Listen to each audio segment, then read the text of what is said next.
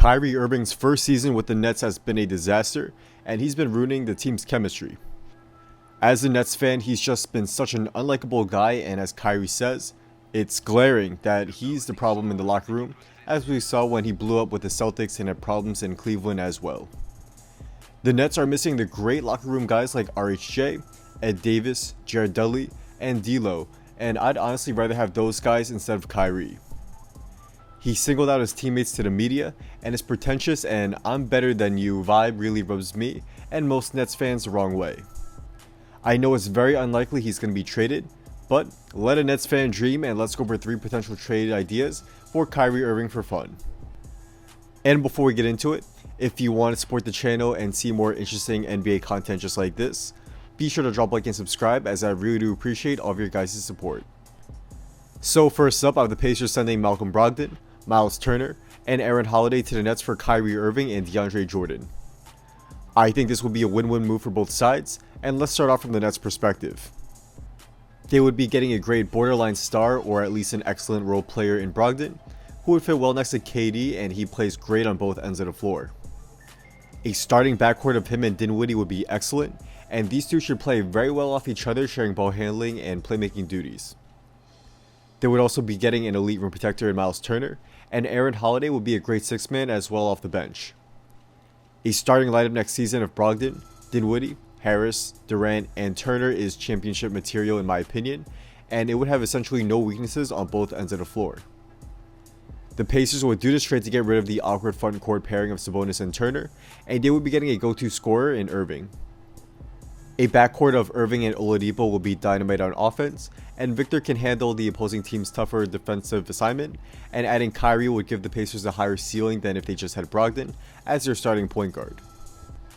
So for the next trade on this list, I have Jrue Holiday, Josh Hart, Nickeil Alexander-Walker, and a future first-round pick to the Nets for Kyrie Irving. This will be an interesting move for both sides, and I think this could be a really good move for the Nets. A backcourt of Holiday and Dinwiddie would be one of the best in the NBA, and I think Jrue would be an excellent complement to KD as a secondary scorer. His lockdown defense will be amazing out at the perimeter, and it will be a breath of fresh air for a struggling Nets team on D. Also, Holiday will bring a positive locker room presence and is known to be a great guy, which is much needed as well after Irving's time with Brooklyn so far. Alexander Walker will be a great project for the future, or a nice trade piece along with the first round pick, and Hart will be a solid 3-and-D player off the bench.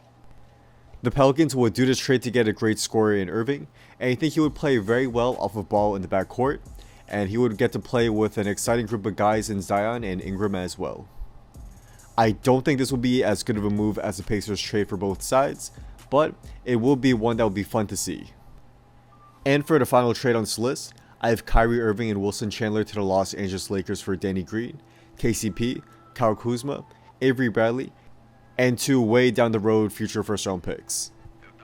This trade is the most unlikely given that I think the Nets will be looking for more current star players to pair next to KD, but I think this will be the best move for Irving's sake. He just can't seem to lead a team, and I think he would be best used as a secondary playmaking option and not the focal point of an offense. We all knew he thrived playing off of LeBron, and reuniting them would be the best move for Kyrie's game and his reputation. LeBron can take some of the spotlight off of him and keep his locker room problems in check, and I think Irving would have a lot more fun playing with his old teammate again. He would also be playing for a championship level team, and he still would have another star playing next to him in Davis if he resigns when LeBron retires.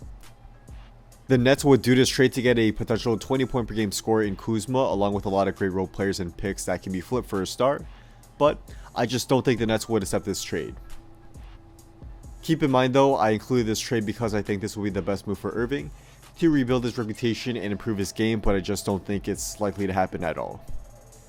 So that's a wrap. Thank you all for watching. If you guys did enjoy this video and want to see more daily NBA content just like this, be sure to drop a like and subscribe, and also be sure to turn on post notifications so you can stay updated when a new video will be coming out. Also, be sure to follow me on Instagram and hit me up if you want to talk about basketball or business. Just drop a comment down below on my photo or DM me, and I'll definitely try to get back to most of you guys there. Drop a comment down below on which trade you want to see for Kyrie Irving if he does somehow get traded. Let me know, as I do read comments. I'm definitely interested to see what you guys have to say there as well. So with all that being said, once again, thank you all for watching, and hopefully I will see you in your next video. Peace.